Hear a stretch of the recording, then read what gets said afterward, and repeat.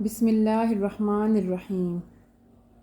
سورہ البقرہ کے 16ویں رکوع میں علماء اور یہود میں سے حضرت عبداللہ بن سلام رضی اللہ تعالیٰ عنہ اسلام لانے کے بعد اپنے 2 بھتیجوں مہاجر اور سلمہ کو اسلام کی دعوت دی اور فرمایا کہ تم جانتے ہو کہ توریت میں اللہ تعالیٰ نے فرمایا ہے کہ میں اولاد اسماعیل میں سے ایک نبی پیدا کروں گا جن کا نام احمد ہوگا۔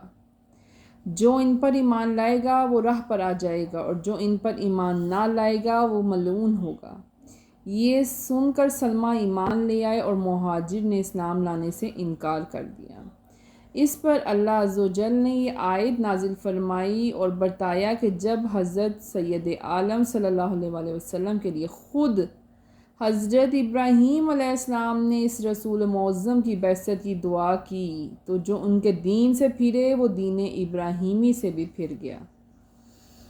حضرت ابراہیم علیہ السلام ہمارے خلیل ہیں تو کرامت دارین کے ضرور جامع ہیں۔ ان کے طریق ان کے ملت سے منحرف ہونے والا لازمی طور پر صفیہ احمق اور نادان ہے۔ حضرت ابراہیم علیہ السلام کو نمرود مردود نے مشقیں باندھ کر منجنیق کے ذریعے آگ میں پھینکا۔ جبرائیل امین حاضر ہوئے، پوچھا کچھ حاجت ہے؟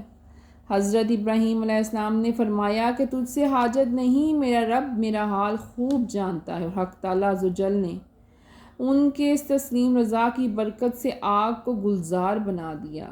گویا آپ کی وصیت میں اسلام پر ثابت قدم رہنے کی تاکید تھی، جو قیامت تک ہر مسلمان کے لیے جاری ہے کہ وہ دین اسلام پر اتنا مضبوط رہے کہ مرتے دم تک مسلمان ہو۔ یہود نے کہا تھا کہ حضرت یعقوب علیہ السلام نے اپنی وفات کے روز اپنی اولاد کو یہودی رہنے کی وصیت کی تھی۔ اللہ تعالیٰ نے ان کے اس غلط بیانی کی تردید کی اور یہ آیت نازل فرمائی جس نے بتایا، اے بنی اسرائیل، تمہارے پہلے لوگ حضرت یعقوب علیہ السلام کے انتقال کے وقت موجود تھے جب انہوں نے اپنے بیٹوں کو بلا کر ان سے اسلام و توحید کا اقرار لیا تھا۔ یہ آیت رؤسائی یہود اور نجرانی نصارہ کے جواب میں نازل ہوئی۔ یہودیوں نے مسلمانوں سے یہ کہا کہ حضرت موسیٰ علیہ السلام تمام پر افضل ہیں، توریت تمام آسمانی کتابوں پر افضل ہے، یہودی دین تمہارے ادیان اور ملل سے اعلیٰ ہے۔ اس کے ساتھ ہی انہوں نے حضور صلی اللہ علیہ وسلم اور انجیل اور قرآن کے ساتھ کفر کر کے مسلمانوں سے کہا، اگر راہ راست چاہتے ہو تو یہودی بن جاؤ۔ نجران کے نصارہ نے بھی مسلمانوں کو اپنے مذہب میں آنے کی دعوت دی، جس پر یہ آیت نازل ہوئی، ہم ایمان لائے اللہ پر، جس کا ترجمہ ہے ہم ایمان لائے اللہ پر، اس پر اور جو اس نے نازل کیا یعنی کتابوں پر، اور جو نازل کیا ابراہیم، اسماعیل، اسحاق، یعقوب علیہ السلام پر اور ان کی آل اولاد پر، اور جو دیا گیا موسیٰ اور عیسیٰ علیہ السلام کو، اور جو دیا گیا نبیوں کو ان کے رب کی طرف سے۔ ہم فرق نہیں کرتے ایمان میں کسی پر بھی، اور ہم اللہ تعالیٰ کے لیے جھکے ہوئے ہیں۔ تم مشرک ہو، اس لیے ملت ابراہیم علیہ السلام پر ہونے کا تمہارا دعویٰ باطل ہے۔ جس طرح رنگ کپڑوں کے ظاہر و باطن کو رنگ نفوس کر کے ایک کر دیتا ہے، اسی طرح دین الہی کے عقائد ہمارے رنگ و پے میں سما گئے ہیں۔ ہمارے ظاہر و باطن قلب و قالب اس کے رنگ میں رنگا گیا ہے۔ ہمارا رنگ ظاہری نہیں، کچا نہیں جو معمولی سے چھینٹے پڑنے سے داغدار ہو جائے گا، بلکہ پختہ رنگ اور ایسا رنگ کہ نفوس و روح کو پاک کر دیتا ہے۔ یہودیوں نے مسلمانوں سے کہا، ہم پہلی کتاب والے ہیں، ہمارا قبلہ قرآن ہے، ہمارا قدیم دین ہے،